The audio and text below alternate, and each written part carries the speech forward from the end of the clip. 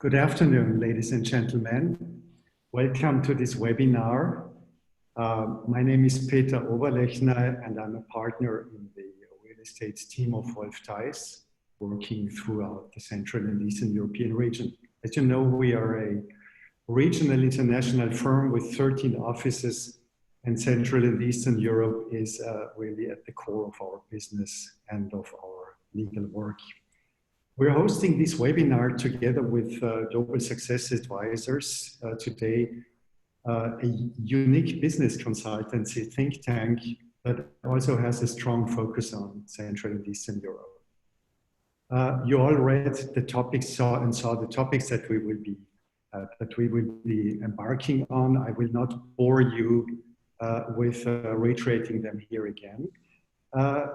It will have caught your attention that this webinar, even though we're a law firm, does not have a legal focus, but it has an economic and business focus. Allow me to briefly introduce our little panel here. Besides myself, we have as our special guest today, Mr. Nenad Pacek, the founder and president of Global Success Advisors. I don't see him here. I'm sure he will tune in when time is ready. Nenad advises leading companies and their management on international growth and its expansion. In this capacity, Nenad has a clientele of around 500 corporates. I think about half of them you can see on Fortune 500. And he's a very sought after advisor, speaker, and author of several acclaimed international president of the Economist Group, intelligence unit of the Economist magazine. So he has the economy and business advice in his DNA.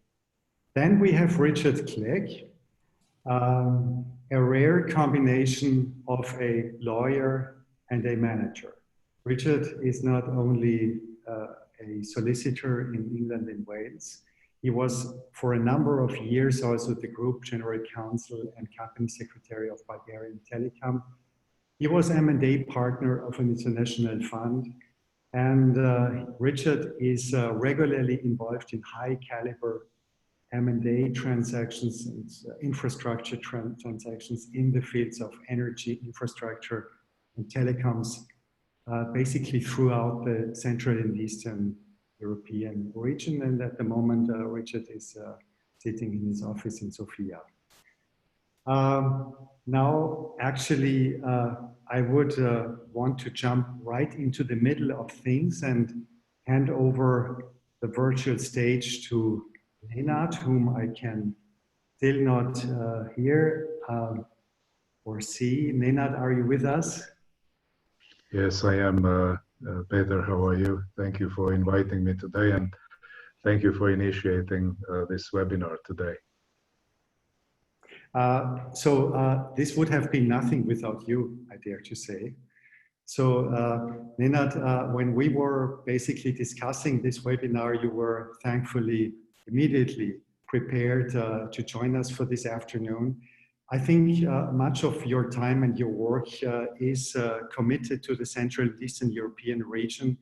And it's really hard, I think, to look into the crystal ball of things that are coming, basically. But I actually would kindly invite you to give us the picture and to present us with an outlook on future developments.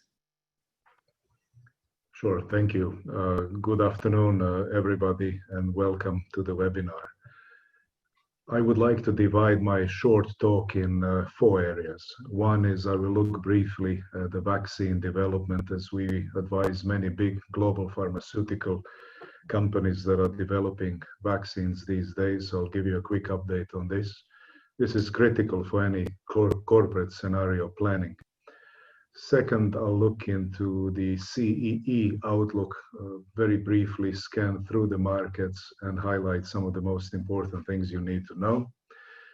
Third, I'll look at some of the best business practices that some of our clients are implementing at the moment. As Peter said, we're advising over 500 multinationals operating across Europe, Middle East, and Africa.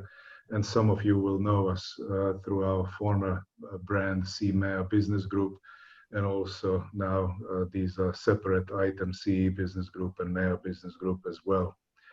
And last but not least, Peter and Richard asked me if I could just mention in a few words some of the developments regarding One Belt, One Road and the future of the Chinese involvement in Central Eastern European markets. So these will be the four main topics I will look at today. First, vaccine development. We discuss, as I say, with many big pharmaceutical companies where vaccine development is, and this is the latest update. So there is 127 vaccine candidates in motion at the moment, 14 at the moment in human clinical trials. Some had to be abandoned because they provoked an overreaction in humans, so a cytokine storm, so they had to be interrupted. The consensus view among all the main players is that we are not going to have a properly checked vaccine before the summer of 2021. There will be some maybe appearing earlier than this, but who knows to what extent they might be safe and show efficacy in real clinical trials.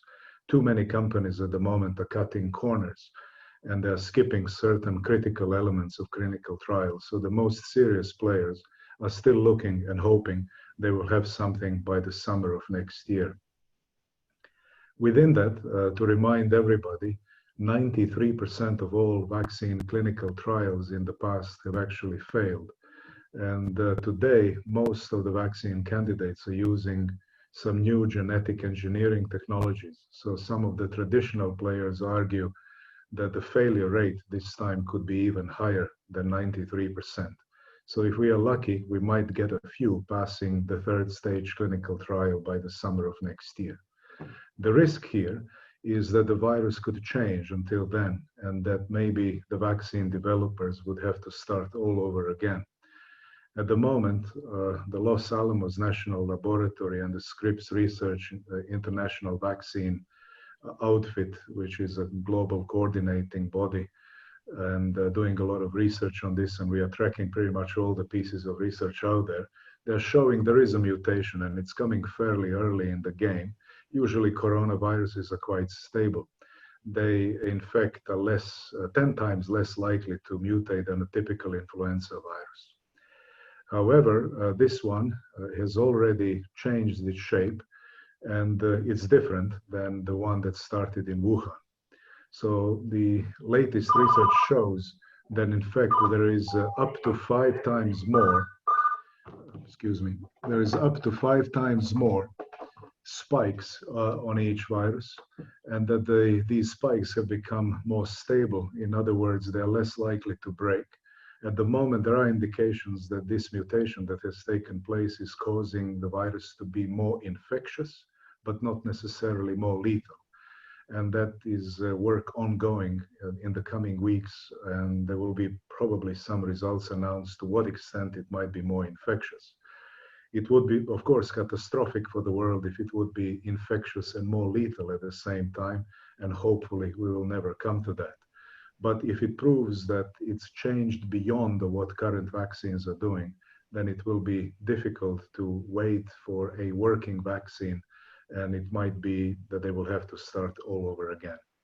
To remind everybody, the quickest vaccine ever developed for anything is for mumps, and it took 4 years. And now everybody is rushing with the assumption that in 18 months we will have one. So there is absolutely no guarantee at this stage, and this is a consensus view among the pharmaceutical companies, that none of them will actually pass the clinical trial. So actually, nobody really knows if anybody will be able to pass through some of these. The other thing to keep in mind is that for example, dengue fever virus was discovered back in the 1940s, and only last year they managed to develop a semi-vaccine, so only working in people who already had dengue fever, or for almost 40 years attempt to develop a HIV vaccine, and we still don't have it, or a simple common cold that most of us get every single year, that's also coronavirus, and zero success so far to develop a vaccine for something like this. So it's still a very, very long way to go until we actually see something. And this is important for business planning, we see our clients taking into account these vaccine scenarios and actually believing that at least another year we will have complicated, difficult economic environment and business environment to which everybody will have to adapt.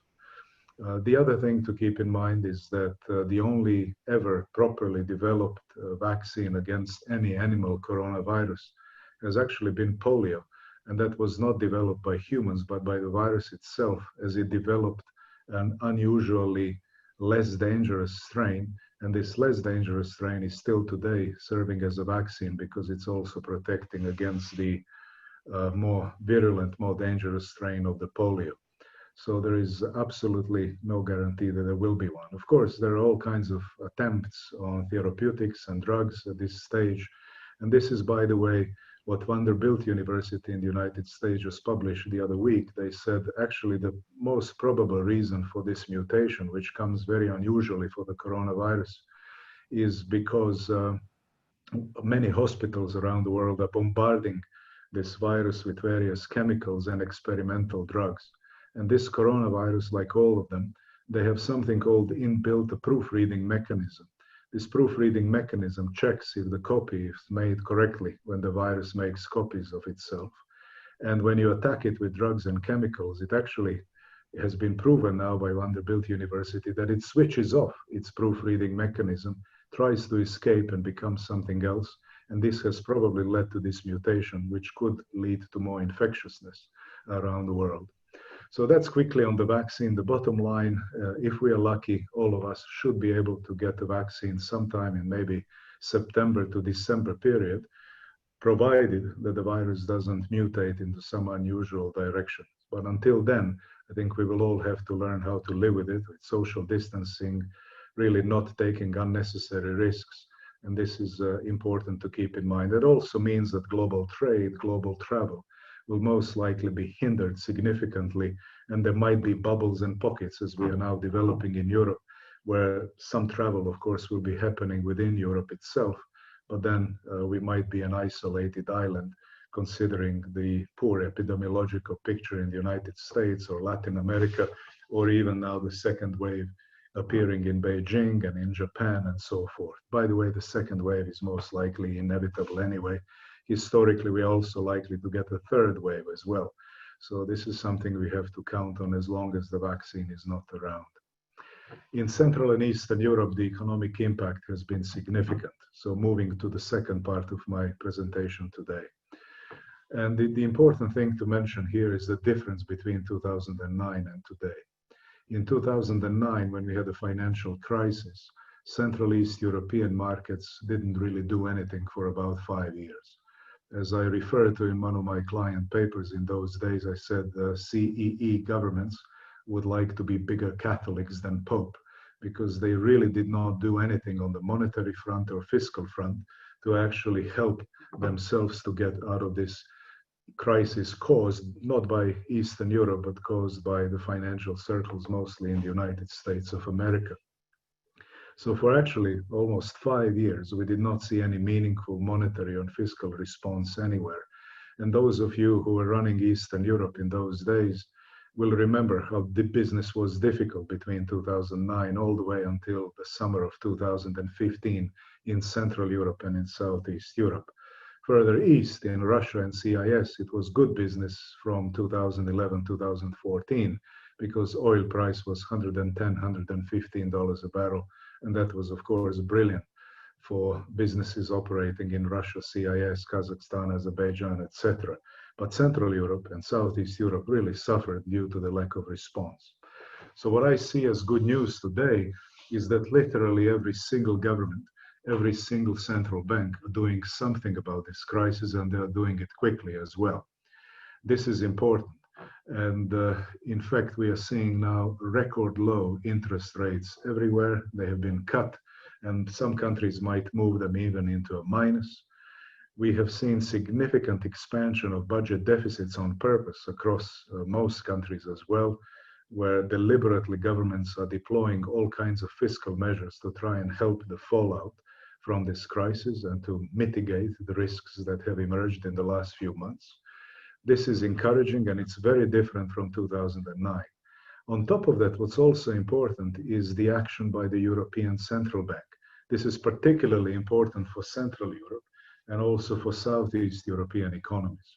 As you know, Czech Republic, Hungary, Poland, all the other markets are very closely integrated into West European supply chains, demand chains, output chains. This is all hugely interconnected. And when Western Europe doesn't do well, there is always a problem in Central Eastern Europe in terms of growth. And we had that also, as you remember, between 2009 and early 2015.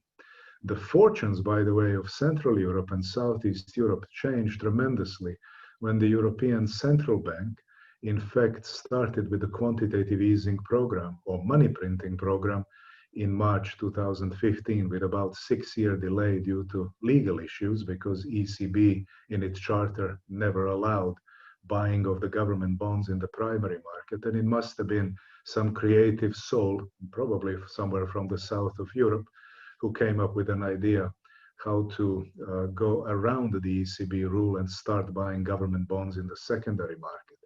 This, by the way, from 2015 was a critical reason why Central Europe and Southeast Europe, until only a few months ago, were doing extremely well for business for 5 years, and most of our clients grew in very good, high single digits typically, and many even in double digits. And now the ECB, after temporarily stopping the quantitative easing program, has restarted it again as a response to the virus. And this is very important because this program is going to run until at least June 2021. It has just been extended to 1.35 trillion euros in terms of buying outstanding government bonds in the secondary market. This is important liquidity for the banking system, and it will enable many governments as well to issue new government bonds, which then commercial banks will buy, and then the ECB will buy these from commercial banks. So in a way, it's money printing through the back door, and it's very helpful at this stage. I believe, by the way, 1.35 trillion is simply not enough, considering that Europe or European Union or the Eurozone will most likely shrink this year in terms of GDP by 8 to 9%. So that means the lost output probably will have to be supplemented with some additional monetary measures, and that will probably include some buying of the corporate bonds, maybe some additional measures as well, and we will see how that plays out in the coming weeks and months. But it's very encouraging to see that they are doing this. And also in Central Europe, we see Czech government, Polish government, Hungarian actually printing money. Quantitative easing is also running in those markets, and they are buying government bonds in the secondary market. What's also good news for Eastern Europe, or Central Europe in particular, is that the EU is now in the middle of the discussion to provide the so-called recovery fund with a size of 750 billion euros, and this would be actually European Commission borrowing, and then leveraging initial borrowing via the private sector and maybe going up to a significantly higher amount than 750 billion.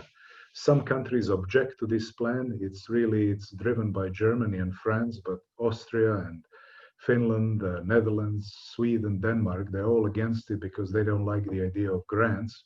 They actually prefer countries that are deeply affected by the virus to actually go to the open international markets and borrow at very low rates. And the rates indeed are very low at this stage. So this discussion is ongoing. I believe some package will come out of it, some compromise will be made, but I doubt we will have a proper announcement on this until maybe late July and sometime in August. But I think the money will start to be dispersed around Central East European markets or European Union member states, probably already in September, perhaps a little earlier. And this will, in my view, be actually a good sign. What's really killing economic growth at the moment across Central Eastern Europe, the primary killer, of course, is lockdowns and the resulting lack of confidence, which is even a bigger factor. People often think about economics as a mathematical science, something about formulas and graphs, but it's not. It's all about human behavior. And this is something, this environment today is causing a lot of uncertainty. People worry, will I have a job tomorrow? People save, whoever has any money, rather than spend. Those that have lost their jobs and they don't have only limited savings, they are starting to preserve them and actually have to deplete part of them. When you aggregate confidence indicators at the moment in the European Union, they are appallingly low.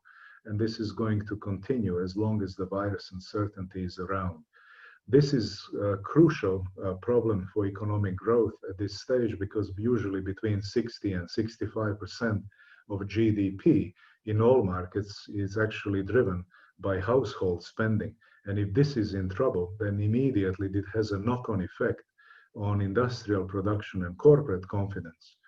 We work with so many multinationals, and I'm in regular conversations with so many these days. And what I see is that many are reporting their production being way below their capacities. And it will take a while until this is corrected at some stage after the vaccine is available and we go back to some kind of new normality again. But in the meantime, it will be difficult to regain that confidence. And this is why there is very little buying from any private sector at the moment, anywhere in Europe, anywhere in Central and Eastern Europe. Confidence on the consumer and corporate side is so low. And the government response and the central bank response is simply preventing us from falling into a depression, but it's not enough to prevent us from falling into a recession. So we will still see, as I said, in Western Europe, 8 to 9% decline in GDP. In the worst case, it could be double digits, or in some markets like Italy and the UK and Spain, we are very, very likely to see a double-digit decline, which would be completely unprecedented. And at the same time, we will see, I'll just give you some figures also from our a recent paper for our clients, just for those of you who are running different markets in Eastern Europe, just the base case scenario for GDP performance. Bulgaria, minus 6.5, Croatia, minus 12, Czech Republic, minus 6.5, Estonia, minus 9, Hungary, minus 5, Latvia, minus 10, Lithuania, minus 11, Kazakhstan, minus 7, Poland, minus 5, Romania, minus 7, Russia minus 7.5, Serbia 6.5 minus, Slovakia minus 10, Slovenia minus 8, Turkey minus 6, Ukraine minus 7. And there is also a worst case scenario if you just add a few percentage points on top of that. So if a country is minus 7 in a base case scenario, worst case would be minus 10. At this stage, we don't really see much room for any best case scenario, because what's really killing growth, even if you look at, for example, countries that have done superb work when it comes to epidemiological response, public health response in Slovakia or the Czech Republic or Hungary or Slovenia or Croatia, where they reacted enormously quickly to the outbreak and basically were able to relax lockdowns fairly early, and the number of cases is negligent. They are still actually going to go through a significant decline on GDP because of the external factors. Exports are extremely poor at the moment. We are seeing double-digit declines everywhere. And this is spilling over into deep declines in industrial production, which is typically ranging these days from minus 25 to minus 40%. These are April or May data year over year across Eastern Europe. And the very similar numbers also happening, by the way, on the Western European side of the equation as well. So very, very tricky environment. And this is unlikely to bounce back fast in 2021, because we are still expecting lack of confidence on the consumer side and lack of confidence on the corporate side to linger until we don't have a vaccine widely available. And as I said, this could only come, it seems, in Q3 next year. And until then, we are going to see that slump in exports continuing and keeping the numbers very low still in the first half of 2021. And we're only really expecting some proper economic recovery in Central European markets as of Q3, Q4 2021, and then a more robust recovery in 2022. I do not believe, by the way, in V or U or L or W kind of scenarios. I think it's more likely going to look like a Nike logo, and only a trembling one. If you would shake it, it would have these little lines going up and down in generally gradual recovery when this is all over, because consumers will be exhausted by then. Many companies will need time to start thinking about investments again. And at the same time, what we're also going to see is governments building up significant mountains of debt at the moment. And from that perspective, they will need some time to deleverage from this, and this could take a few years. Those of you running Russia, Kazakhstan, CIS, other oil exporting nations further east, you should know that the global oil oversupply is still significant, and that during Q2, oil price will be under significant pressure for a number of reasons. And we do not believe that the oil price will be averaging more than $30 a barrel in the physical market versus $64 last year. And next year, if we are lucky, we might get an average in the physical market of around 40, which means that Russia, Kazakhstan, Azerbaijan will remain under economic pressure for quite some time. And on top of that, in Russia, of course, you have an issue of maybe upcoming new American sanctions as well, which they are now debating in the US Congress and the Senate as well. In terms of some of the corporate results, and we are polling our clients on a regular basis, and this is what we have from some of our recent polls. This is summary during our webinars, and also taking into account some of the surveys we are doing with our corporate clients active around Eastern Europe. So 17% of multinationals are expecting their revenue growth to be between 1 and 5% in Central Eastern Europe this year. 13% are expecting growth between 6 and 10%, and 13% of companies expecting more than 10% growth. These are growth figures. So you have approximately just over 40% of companies expecting some revenue growth. Most of these would be in pharmaceuticals, healthcare, software, IT, some of it, and also partially food and beverage industry. These guys are more resilient, but the numbers might be revised further down in the second half of the year. We will check that, of course, in our upcoming surveys and webinars. And what's really badly affected is consumer durables, industrial goods. This is where the numbers are catastrophic, usually ranging sharply down, especially now in Q2. Now, to continue also, we have 21% of our multinationals saying our revenues will fall between 1 and 10%. 29% say that our revenues will fall between 11 and 20%. And then we have 4% of our multinationals who say our revenues will fall up to 30%. And 4% say our revenues will fall between 31 and 40%. We see 92% of companies planning to cut costs. 21% of multinationals planning to cut people this year. And this number is fairly stable over the last 3 months. We have not seen any notable increase in these plans to lay off staff. 79% of companies are planning to cut marketing expenditures. And the only item where the money is being spent on the marketing side is to channel stuff to online.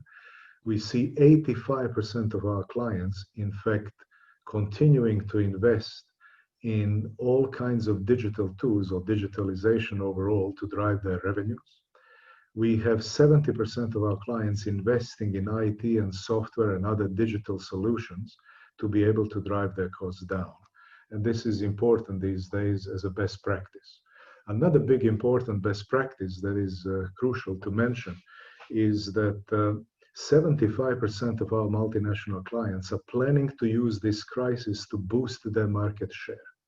And they're doing this mostly via rethinking their marketing mix to try and look at the product portfolio and make sure that it is right for this type of environment where consumers and customers are more price sensitive and different than they were only a few months ago. We see significant changes in terms of promotional activities, significant new activities related to pricing strategies, massive movement, by the way, of companies to become more flexible, agile, quick. Speed is important, urgency is important. We see approximately 85% of our clients who have said in our last survey they have proactively engaged their staff in Central Eastern Europe to come up with ideas on how to navigate through difficult times, and they're looking for very creative ideas and then rapidly exchanging these ideas within companies. 66% of companies have actually said in our survey they have given more empowerment to their country directors in order to increase the speed of decision making and cut through the usual corporate bureaucracy, which at the moment is a critical thing to do.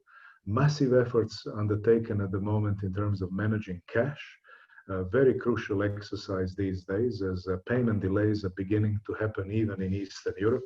It's not only a horrible phenomenon in the Middle East, Africa, or Latin America that we consult with our clients in those markets where we see huge issues with this. It's coming to Eastern Europe in terms of payments, and staying liquid in this environment is absolutely essential.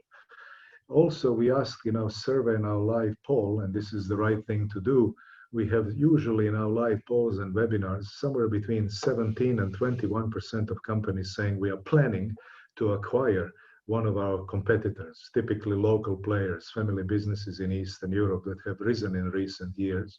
And this is the good time to buy. Some of these guys are in distress, maybe over leveraged, and some of the banks are calling in certain loans and saying, we can't support you anymore, your revenues are in trouble, you should sell part of your business or your whole business. And this is where some of the big multinationals are becoming very active, and this is a good time to do so. Especially we see a lot of activity in Turkey at the moment, where the lira has gone down and there's a significant distress from that standpoint. And this was, by the way, already another point, hugely important, as many multinationals wanted to gain more control over their businesses in recent years. We see now, typically in our surveys and webinars, somewhere between 18 and 28% of companies talking about acquiring their local distributor to actually gain not only more control, but in a way ensure business continuity and distributor continuity, because some of the distributors are in financial difficulty at the moment, certainly more as you go further east to Russia, CIS, and also particularly to Southeast Europe as well, where some of the local family distributor businesses are under a certain degree of strain, and companies are worried that if they fail, then they will not have business and they won't be able to bounce back. When it comes to bounce back, we have 35% of our clients who already say we actually have a dedicated team in place who are thinking about how do we bounce back fast when we have the vaccine available around the world, and how do we then accelerate our growth once this is all over. It's a stunningly high percentage of companies that are thinking beyond the crisis. Another 42% of companies are saying we are at the moment forming a dedicated team to look beyond the crisis. And only typically a quarter of the companies say, sorry, no time to look at beyond the crisis. We are just firefighting at the moment.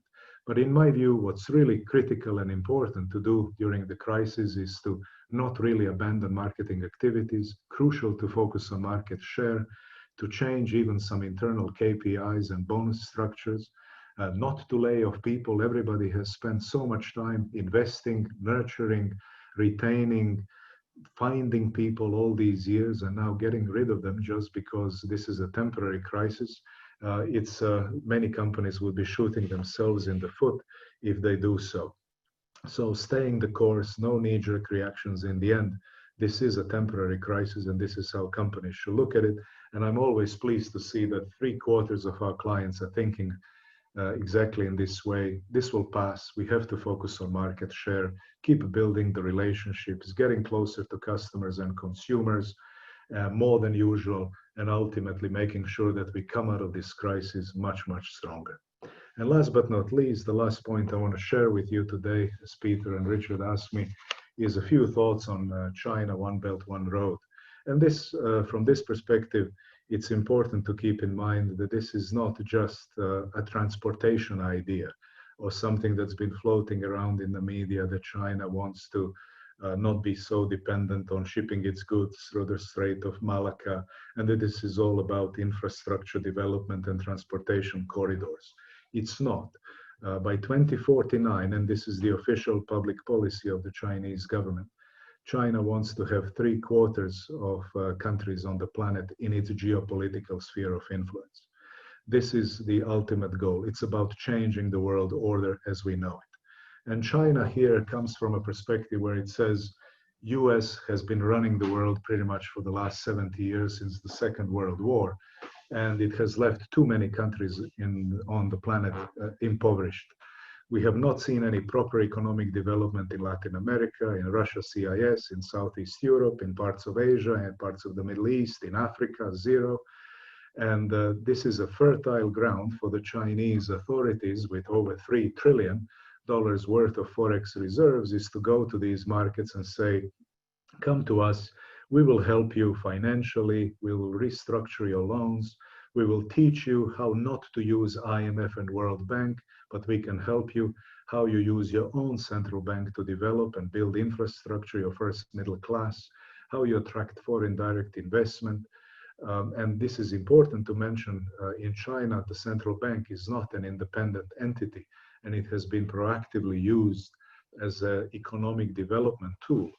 While, of course, on the other hand of the spectrum, you have the IMF and the World Bank, who are always talking about structural reforms, and nobody is really talking about real economic development. So China is using that hole left by the US reign in the last decades, and going first to the poorer countries, but also not necessarily only those emerging markets. A red carpet was rolled out for them in Rome and also in Athens. And they're spreading their wings in terms of commercial activities. I wouldn't call it neo-colonialism in some areas, but certainly neo-mercantilism. One could label something along those lines. And you will see in the coming years that they will not really give up on One Belt, One Road. More than 80 countries have signed up to it at the moment. Some are very profound, deep programs, like in Pakistan, for example, and some are only certain level of agreement. But in the end, that's the name of the game. And this is why the US is so alarmed about this, because it's challenging the old world order that we know and we have been living through. And this is why I think the US-China trade war is just one of the many battles that we will see. And it's much more serious than any threat to the global world order that we had, for example, in the past from Soviet Union challenging the reign of the United States, etc. This is structured, well organized. It's not only about selling Chinese products around the world, it's about geopolitical, military, commercial interests that will be carefully planned step by step and will not be derailed by any trade wars. For business implications for you, and then I will stop. There's many more points that I could go on about this, but in a nutshell, what you have to be aware of, all of you participating in this webinar, is that you will see more and more Chinese competition coming to you. You will find it very difficult to compete against them, because when a Chinese company makes a sale abroad, and even if it does it at a loss, usually with very low pricing, they get subsidy at home, directly printed money from the central bank, so they're never really loss makers. Very hard to compete. They will also be proactively looking at acquiring companies around the world, and they're doing so. And some countries are so alarmed about this, they're even putting obstacles on the way. But rest assured, you will see Chinese players significantly engaging not only in sales, but also in investment activities. And in the end, I think it's also an ideological game, where they want to prove that the state-driven economic development model is more superior than the capitalism that we have known in the last decades. And to remind everybody, they might have a point, because in the last 40 years, we had more economic crisis than in the 400 years before that. And as we've seen so many conflicts around the world, China thinks they can fix it, but of course, if they do, they will of course gain a major benefit for themselves. So I have to be cynical a little bit about that. So Peter, I will stop here. I rushed as fast as I could through these 4 points, and I hope it was useful for everybody. I'm happy to take any questions later on. Thank you very much, Nenad. That was a real fireworks of thoughts, ideas.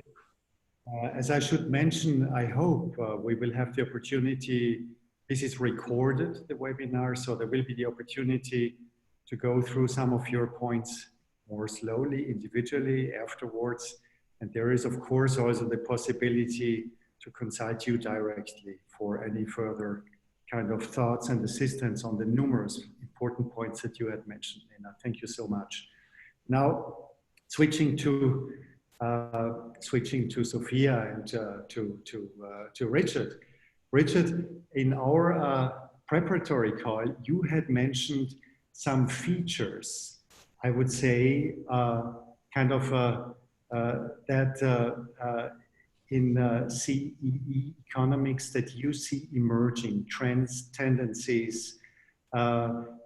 You had mentioned joint ventures, you had mentioned digitalization, you had mentioned the topic of foreign direct investment. Could you elaborate a bit further on how you see this all linked to the Corona crisis and the reshaping of CEE economies in the wake of the Corona crisis? Absolutely. I think it is quite interesting to be on this webinar, and Nenad's speech covers so many areas, and I think actually this is part of the impact for these Corona. Anyway, in this sort of region, I think it's very difficult to be very sort of narrowly specialised. But I think particularly now, both for advisors such as us, plus also for you, it is really critical to have this macro picture, and that's going to really define everything that we do for the next several years. In my 8 or so minutes, I'm also going to cover quite a wide variety of topics because this is the situation currently. And in the last few weeks, we've been, first of all, for the start of March, lots of very urgent issues, mainly around as employees. Almost all companies looked at their current employees, looked at the options either to reduce headcount or to limit costs. I think fortunately many companies have then decided not to take action straight away, but that planning certainly has been taken. The second urgent issue at the start of March was around a balance sheet. So I think there's a few trends which COVID has brought forward, but we've really been on the table since the beginning of 2019. And when it comes to finance and balance sheet, I think we see more difficulty with these senior debt, and particularly for Eastern European companies dealing with AML, dealing with length of time it has taken, even to do simple things such as open bank accounts. And we've seen companies really looking to these bond markets and also looking to other alternative finance through hedge funds. And certainly at the of March, there was quite a push, and we have seen some big bond issuances in the corporate market over the last couple of months, and so that will certainly go forward. I think when it comes to the two main topics I want to cover: one, general business, digitalization, and also a general how you position the business for growth, and then secondly, just turning on to the M&A. So digitalization, clearly, again, this has been a trend for the last several years, and COVID has only accelerated it. I think we've all been in webinars over the last several weeks where people have been talking about Zoom, but it's not all about Zoom. Most of the digitalization is in course of business, so in industry, using artificial intelligence, machine learning to make some manufacturing processes more efficient. Companies looking to how they can use digitalization to increase products. So not only car insurance, but the insurance companies looking at what other digital services that they can offer. And it all sounds very nice. And people look at digitalization and they say, well, this can help us save cost. It can help us be more efficient. But of course, digital projects are pretty complex and they involve many parties. And they also involve new regulation. So as in many areas, the law is catching up when it comes to digitalization. And we've seen some examples of rather clumsy regulation. I would say these of GDPR, rather difficult to implement.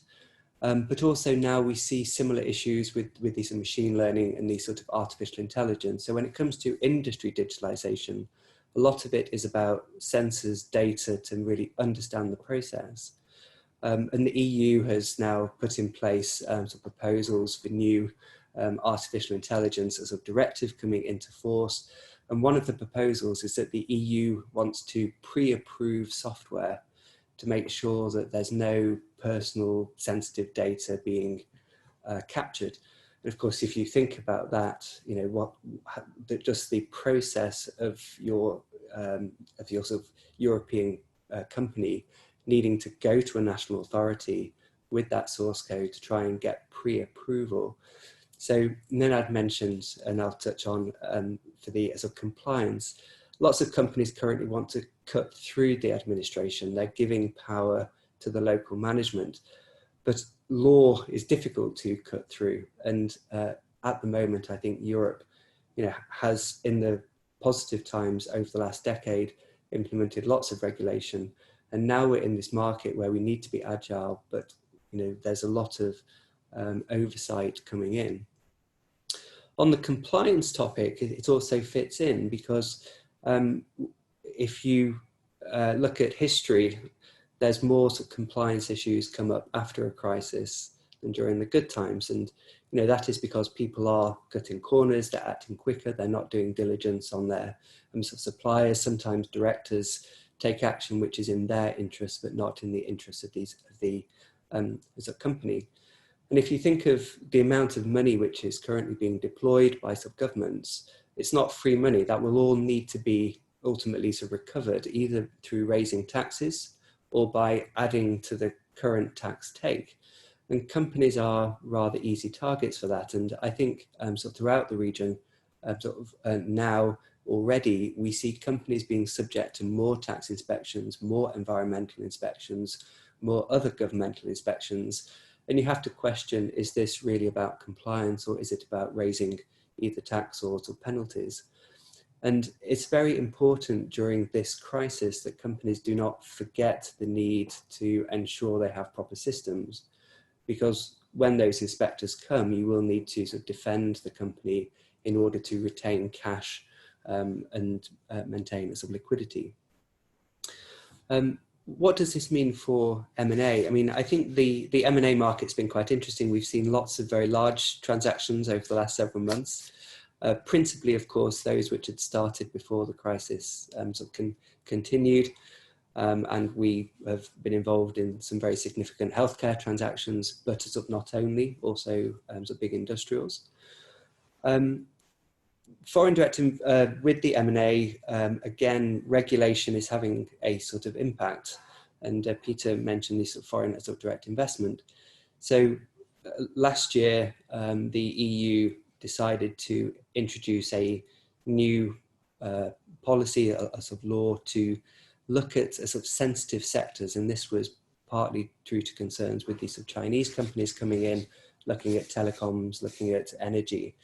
And these member states had until the end of this year to implement sort of foreign direct investment sort of controls. In March 2020, the EU sort of reminded the governments and said, you know, not much has happened yet, but you know, with the COVID crisis, we are more concerned that Chinese companies might come into the sectors, and we need to protect European business. And so we've seen just in recent weeks a number of CEE countries introducing some foreign direct investment, Austria, Hungary, Poland, and Slovenia.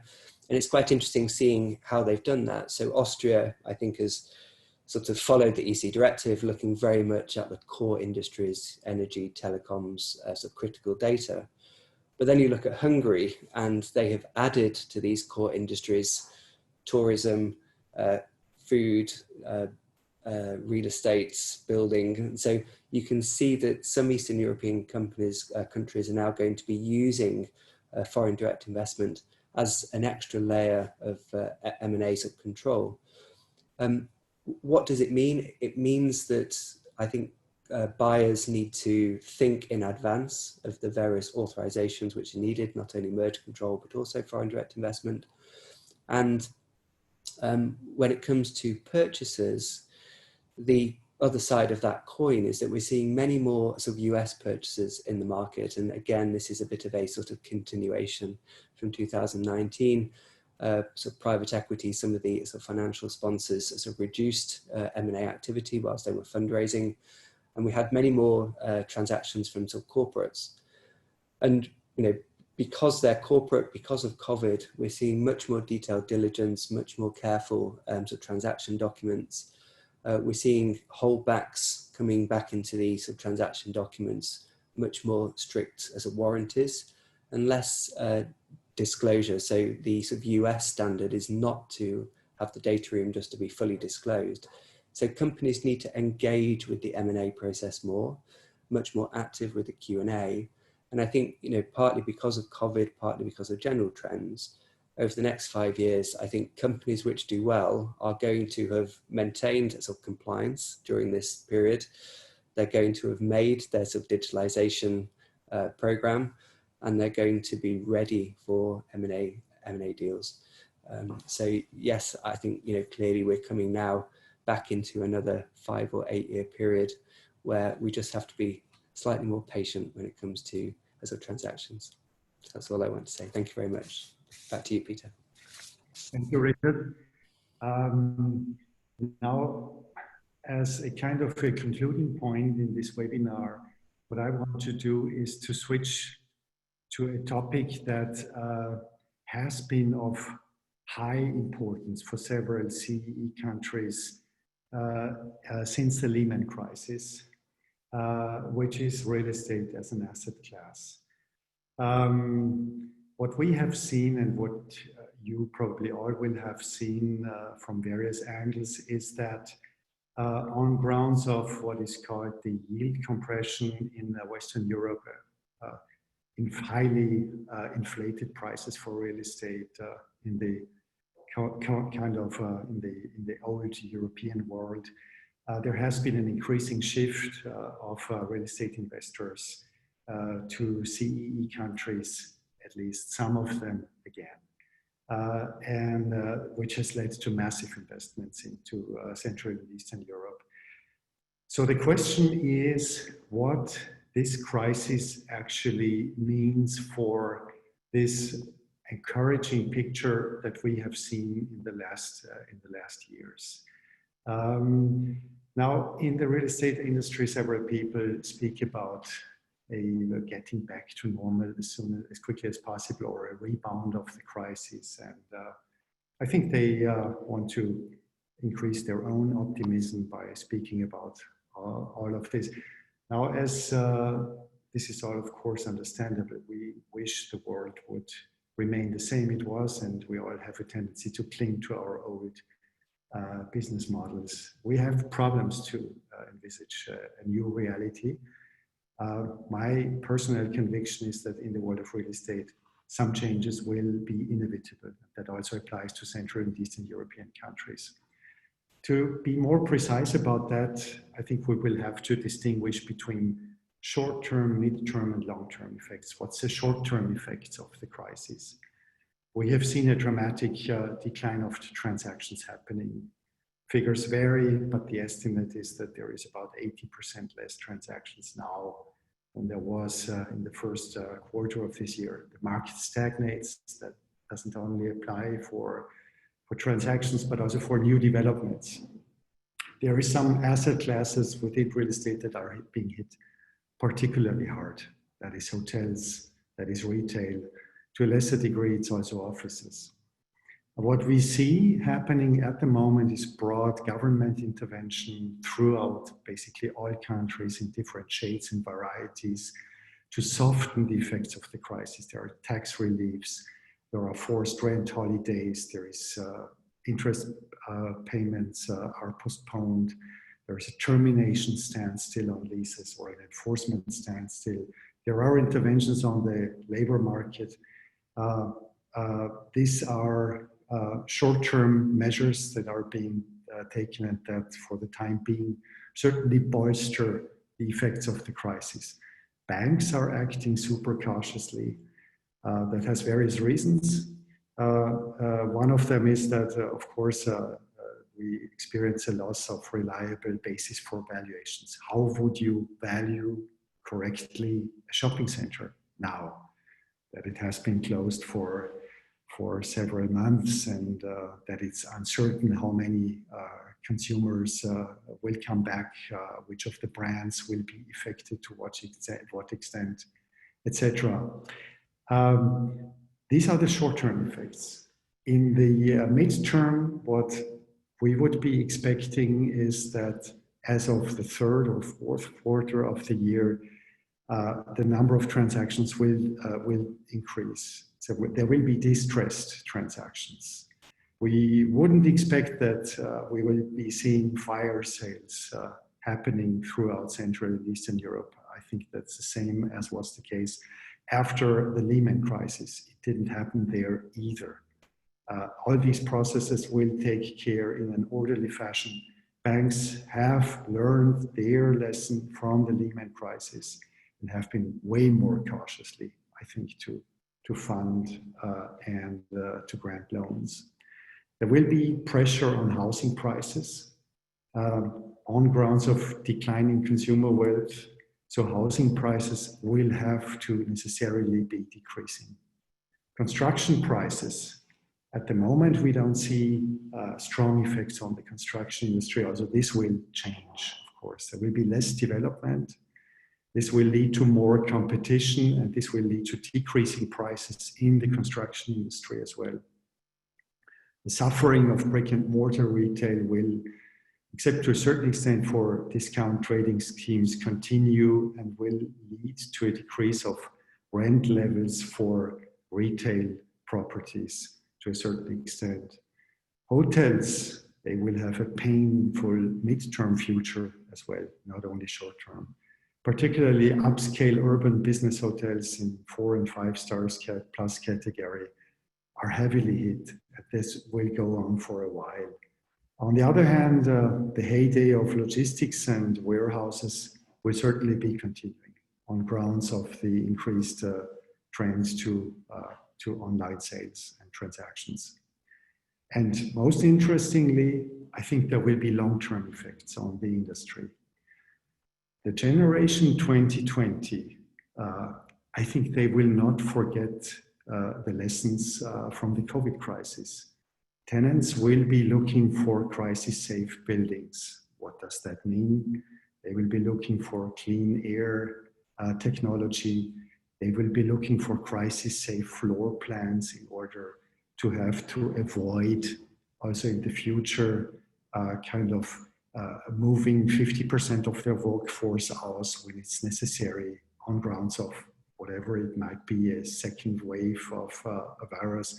And there could be any other further virus happening in future. I think that will be, so to say, in the genes of the people who are living through this crisis now, that what we have experienced now could be happening again in a different shade and variety in future. And that will apply both for office as well as for residential properties. Home offices will be, homes will be selected in a way that they're home office suitable. People will be looking for this extra room more. The trend towards micro apartments will certainly be stopping to a certain extent. People will want to have maybe a balcony or a garden so that when there is another lockdown, that they can live through the crisis in a more healthy and stable way. The need for office space will generally decline. The reason is that many companies have now learned that home offices are useful, they can be utilized, they are time-saving, they are cost-saving. It works well to have people working from home. And I think that will be a lesson learned for many companies.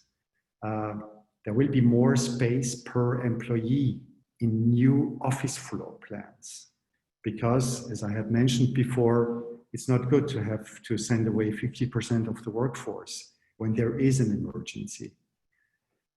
To have the odd hotel in a new building will have lost its appeal. I think hotels have become a little bit of a contaminated asset class to a certain extent. Shopping centers will certainly have to be unique to remain competitive. but they will still have to fight for fair rents. Warehouses and logistics will be thriving for a longer terms. There will be the need for hybrid buildings that offer flexible use on grounds of a shifting tenant population. There will be an increased trend towards smart buildings.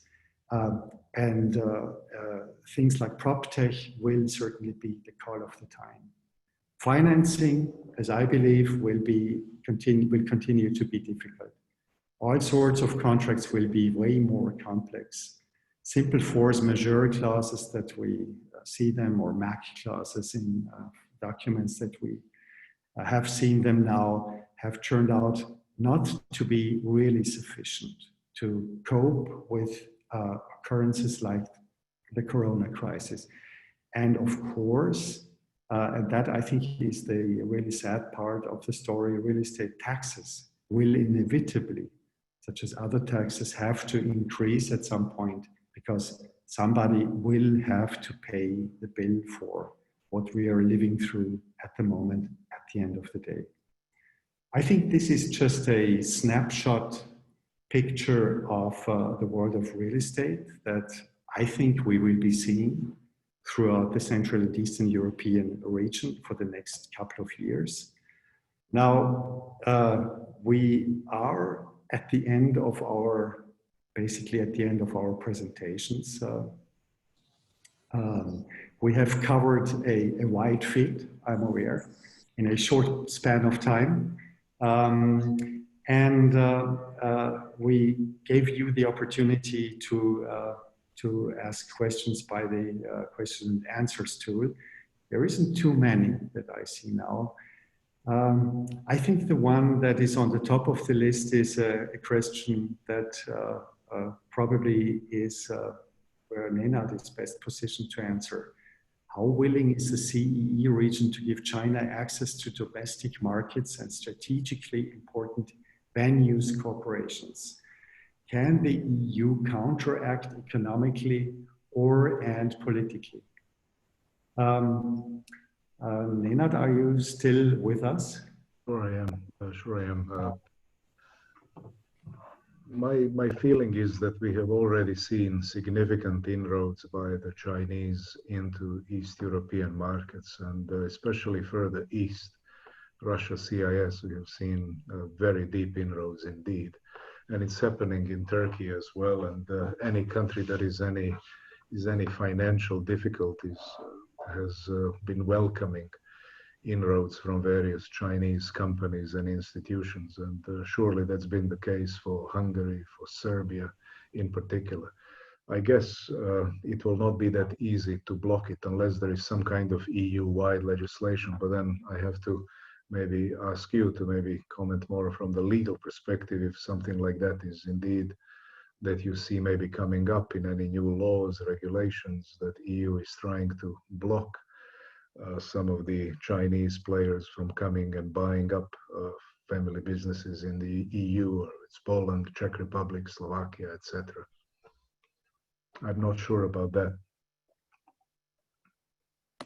Yeah, from a legal perspective, I think it is very much the combination of sort of politics and law. Lots of the Eastern sort of European countries, of course, are sort of buffeted by big politics. Certainly sort of Southeast Europe is always balanced between the US on the one hand, looking to promote sort of defense issues, and then Russia on the other, looking to promote energy issues. So we've seen already issues around Huawei and 5G telecoms. And as I say, in 2018, the European Union required countries to introduce sort of foreign sort of direct investment laws. The EU have not mandated countries to say yes or sort of no. It is up to the country. But there is this political process now where sort of acquisitions will go up to sort of Brussels. Brussels will give its opinion. And of course, for so many countries, the opinion of the Brussels is important and will be taken into account. So I think certainly there's going to be more political resistance to Chinese investment.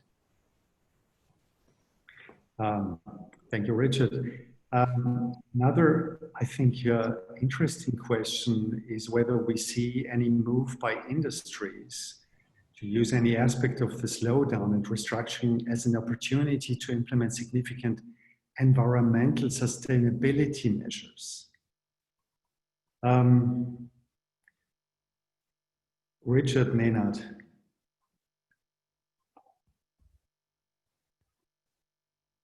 I don't know much about that, Peter, on the environmental issues. I don't know if... Yeah. Just Peter, apologies. I see a question here for these production facilities from Asia.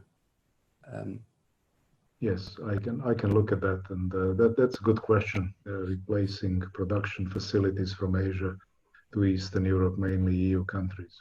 I think that's going to be a major global trend, and we can even refer to it as a deglobalization to some extent. And I know literally every multinational client that we have is at the moment rethinking their supply chains, realizing then being reliant too much on China as the only kind of big factory of the world is too risky for many companies. And we've seen quite a few of our clients burn their fingers during Q1, not being able to supply anything to any of their other global markets. And we also see quite a few companies not believing in the continuation of globalization. We already saw that last year, even before the virus, we had 6 times more protectionist measures on the planet introduced legally around the world than those that will be promoting globalization. And that, of course, is probably thanks to Mr. Donald Trump more than anything. That kind of, once you started the process of trade wars and everything, everybody very quickly gets protectionist. But with the virus and the disturbance of the supply chains, it's something that is definitely on the agenda for multinationals to look at and see if they need to open many more smaller production facilities rather than relying on a few large mega global plants strategically located around the world. But probably the number of plants will increase rather than be these massive big mega plants. And I think just to answer the question factually, yes, we have seen over the last sort of several years some manufacturing facilities coming back from Asia into Eastern Europe. Romania, Bulgaria, Czech Republic have benefited, and not only for China but also for the trade wars. People have been very cautious around sort of tariffs, and I think that's been one of the sort of drivers to put their production within the EU. Allow me to, at least for a second, go back to the question that had been asked in respect of environmental sustainability. Maybe that has to do with the government that we currently have in Austria. It's the green and turquoise government. I think throughout the Corona crisis, at least in the political discussion, the point had been made that the current crisis should be used by governments to focus on funding of future-oriented, i.e. also environmentally friendly industries, right? And to use the crisis as an opportunity to embark on topics like, for instance, climate change and other things, because it had been seen how much, for instance, the decrease of air traffic had contributed to making the pictures of the blue planet from outer space looking more blue again, and other things like that. So I think, yes, maybe not immediately, but certainly I think what we are living through is also an opportunity to kind of implement political steering elements into environmental sustainability. And I trust that this will happen. Basically, not yet with a concrete shape or picture, by all means. In Vienna, for instance, we have clearly more lanes for bicycles now than we had them before. And maybe this is a trend that will go on. Okay, I think we are Just a final question on the on this of Brexit. Thank you, Andrew. I think it seems rather clear that companies have been preparing for a hard Brexit, and there's no reason to think that that's not going to be happening. COVID's obviously put the negotiations into a state of flux. It seems that neither the EU nor the UK have really made any sort of significant preparations. But certainly, I think over the last several years, lots of companies, banks, sort of financial institutions have been preparing to put part of their business into the EU, and same with diesel production. I think that's also been one of the drivers. So my expectation is it'll be hard, Brexit. Yeah, there is very little progress with Brexit at the moment. There is less than 4 months until they're supposed to make a deal, and the UK is ruling out a delay. Everybody's complaining, although EU has shown some signs of maybe willingness to compromise on a few things, but I would agree with Richard still. Maybe, thank you very much, Nenad. Thank you, Richard. Maybe allow me to conclude our little discussion with a little bit of a bright spot of hope at the horizon. I think the countries in Central and Eastern Europe have lived through several difficult changes in the last decades.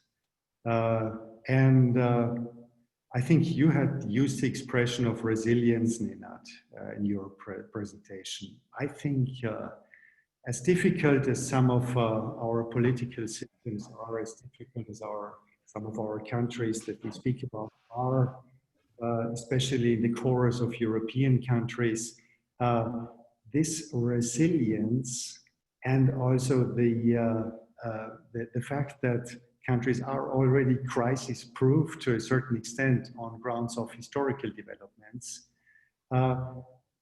at least as I would be hoping, makes this region and this part of the planet apt to cope with the consequences of this crisis in a positive way.